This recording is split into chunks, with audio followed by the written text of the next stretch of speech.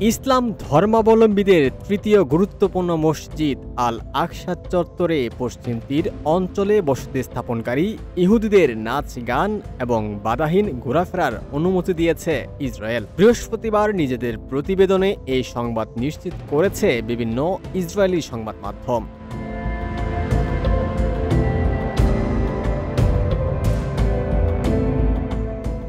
Israel ভিত্তিক সম্প্রচার সংবাদ মাধ্যম চ্যানেল 7 বৃহস্পতিবার তাদের প্রতিবেদনে বলেছে, এই প্রথমবারের মতো পবিত্র আল আকসা চত্বরে ইহুদি দর্শনার্থীদের নাচ গান ও মুক্তভাবে ঘোরাফেরা করার অনুমতি দেওয়া হয়েছে।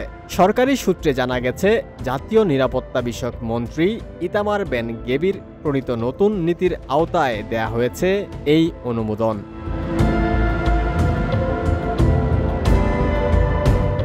ইসরায়েলের প্রধানমন্ত্রী বেনিয়ামিন নেতানিয়াহুর প্রভাবশালী জোট সঙ্গী ইতামার বেন গেভির নিজেও একজন অবৈধ বসতি স্থাপনকারী এবং ইসরায়েলের কট্টর ডানপন্থী দল জিউইশ পাওয়ার পার্টির শীর্ষ নেতা।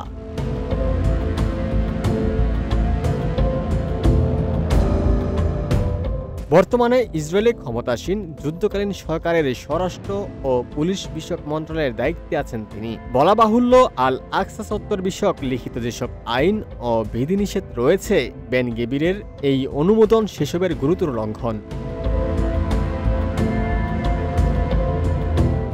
চ্যানেল 7-এর প্রতিবেদনে বলা হয়েছে, 3 সপ্তাহ আগে আল আকসা চত্বরে ইহুদিদের প্রবেশাধিকার বাড়ানোর দাবিতে বেন গেভিরের দপ্তরে গিয়েছিল কয়েকটি ইহুদি ধর্মীয় সংস্থা।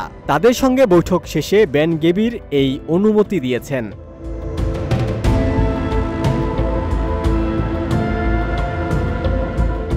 বৈঠকে তিনি বলেছিলেন, আমি চাই পুরো আল আকসা চত্বর জুড়ে সংগীতের ধ্বনি বেজে উঠুক। চ্যানেল 7-এর প্রতিবেদনে আরও উল্লেখ করা হয়েছে, ইতিমধ্যেই আল আকসা চত্বরের নিরাপত্তার দায়িত্বে থাকা পুলিশ বাহিনীকে এই বিষয়ে অবহিত করা হয়েছে এবং বলা হয়েছে, চত্বরে সংগীত, নৃত্য ও দর্শনার্থীদের ভ্রমণে যেন কোনো বাধা প্রদান না করা হয়।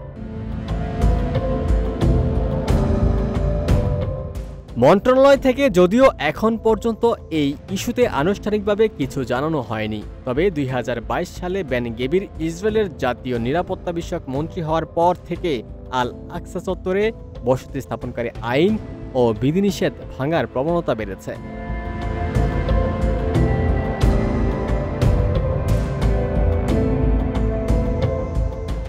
ইসলামের প্রাথমিক যুগে মুসলিমদের নামাজের কেবলা ছিল আল আকসা মসজিদ। পূর্ব জেরুজালেমে অবস্থিত এই মসজিদ ও তার আশেপাশের এলাকা 1967 সালের আরব ইসরায়েল যুদ্ধের পর থেকে ইসরায়েলের দখলে আছে।